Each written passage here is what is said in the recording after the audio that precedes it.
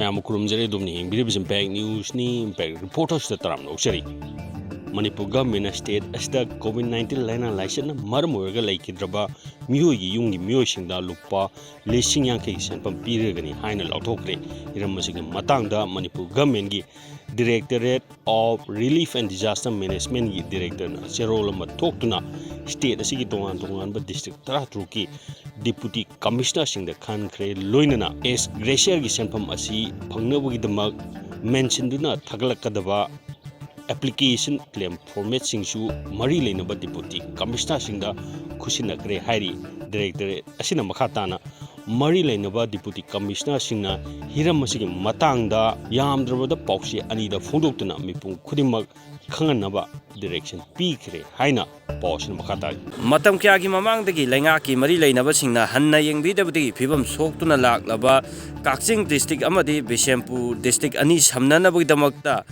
Manipur Tourane मथक्ता सारिबा वांगू की valley bridge वांगू ग्राम पंचायत की प्रधान एल शरदना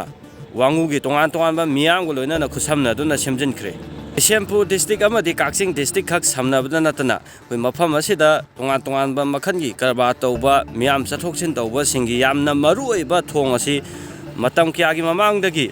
अके सोंगे मियामना लैंगा की मरी लेनबा सिंगदा सेमबिनबगिदमक्ता हन्ना हन्ना हाइजदुना लाक्लबसु कोई ngasi फावबा मरी लेनबा सिंगना मियंग अमता चंगक्तबदगी हाइबा थोंग असि प्रधान एल शरदना लेकाय मियाम को लोइनना कोई हाइबा असंगबा सेनफम सिंग असि पुथोकांदा नौना सेमजिनखिबनि हाइ थोंसिगी इंपोर्टेंट ओइबगी मरम हाइबु मेजोराम दगी फॉरक लाइगा सुसानपु तारगा सुसानपु टू मोरेगी लाइमलाइट ओइरिबा अदि करबा तौजरिबा मयाम सिंगी चत्रबा याद्रबा अदि लालमदबा याद्रबा थोंगनी सिगम थोंसिंग असिदा मतम कुइना होदना दगी देंगी याददना दगी लनर यादना वाना लेंजरपसिंग अखोइ मतम कुइना गाइदुना लेरे गायरपसिंग सिदा सेम्पेरकदरा सुंथे मेस सेमकदबदगी अखोइ लनाइगी